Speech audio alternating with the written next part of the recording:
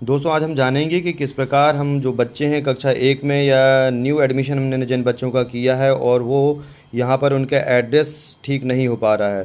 तो सबसे पहले बच्चों को हमने कक्षा एक में एनरोल किया था और अब उनका एड्रेस ठीक नहीं हो पा रहा है, जिसके कारण उनका प्रोफाइल अपडेशन नहीं हो रहा है और छात्रवृत्ति के लिए सबमिट नहीं हो पा रहे हैं। तो सबसे पहले हम अपने स्कूल यूडाइस से यहाँ पर एजुकेशन पोर्टल 3.0 में एंटर होंगे और यहाँ पर ये जो आपको एरो दिख रहा है उसको हमने क्लिक किया। इसके बाद हमें जाना है स्टूडेंट डायरेक्टरी पे।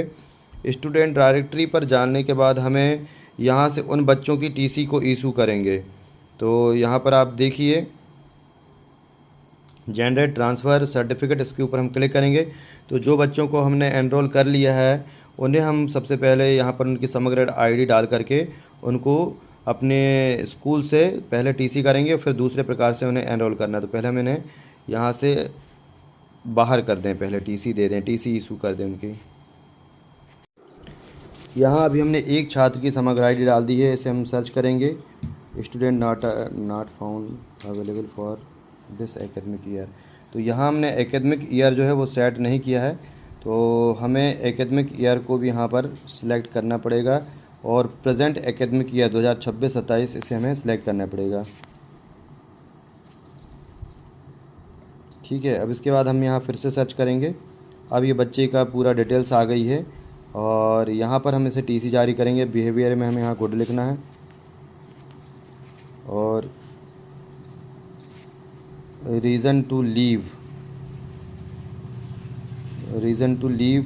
में यहाँ पर हम कुछ भी लिख सकते हैं।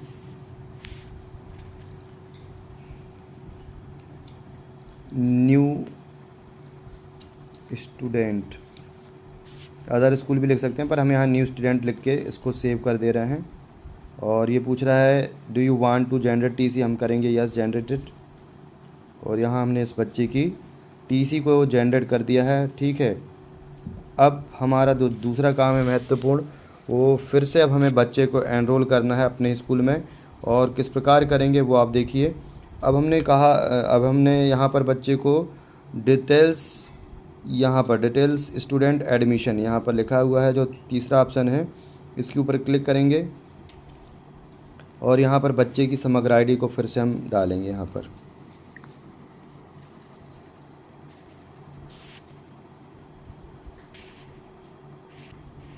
समग्र आईडी डाल के हमने यहाँ सर्च किया और बच्चा यहाँ पर हमें शो हो रहा है।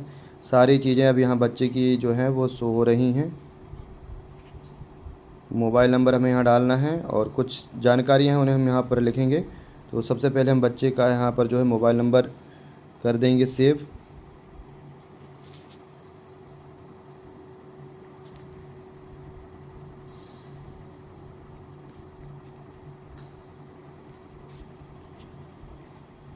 और भी कोई ऑप्शन है तो वो यहाँ पर हम देख सकते हैं। डोमिसाइल में आपको यस रखना है, इस बात का ध्यान रखना है कि डोमिसाइल जो है उसमें यस करके चलना है। और देख लें बच्चा यदि ग्रामीण क्षेत्र का है तो रूरल कर दें और शहरी क्षेत्र का है तो अर्बन करके चलना है।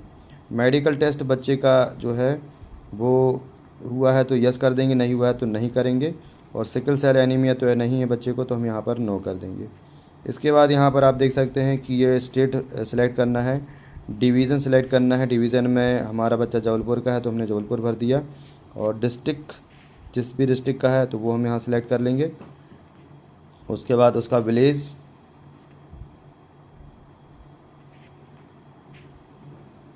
हमें जो है ब्लॉक करना है, ब्लॉक करेंगे इसके बाद। और ब्लॉक के बाद फिर जो है विलेज,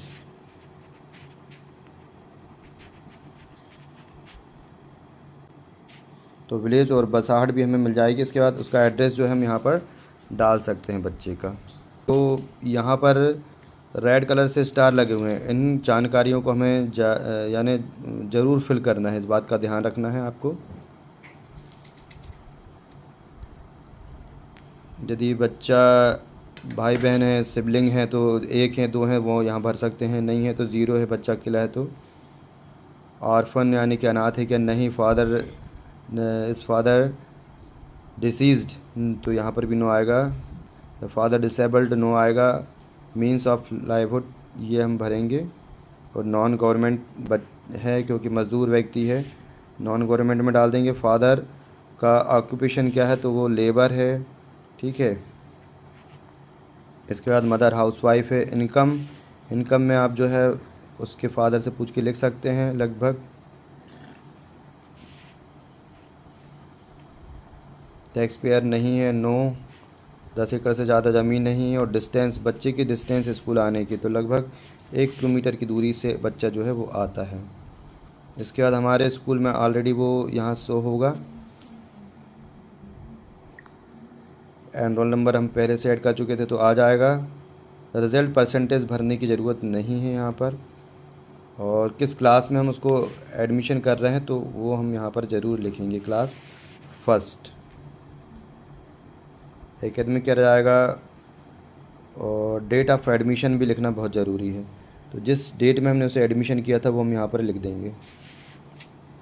उसे हमने अप्रैल के महीने में किया था तो यहाँ से हम अप्रैल पे पहुँचेंगे।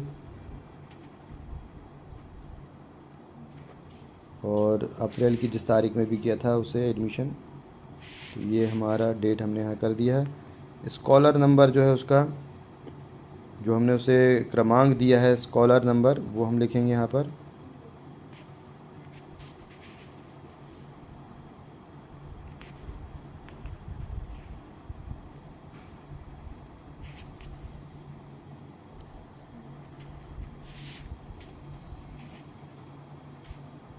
और इसके बाद यदि कोई डॉक्यूमेंट्स है तो करेंगे, अन्यथा हम सेव के बटन को यहाँ क्लिक करेंगे। कोई चीज़ छूट गई है इसलिए यहाँ पर नहीं हो पा रहा है सेव। और यहाँ पर बच्चे का जो है पास लिखेंगे, परसेंटेज कुछ भी लग सकते हैं। हालांकि बच्चा फर्स्ट में ही आया है तो आंगनवाड़ी का ये जो है वो मान के चलिए कि आप यहाँ पर जानकारी भर रहे हैं।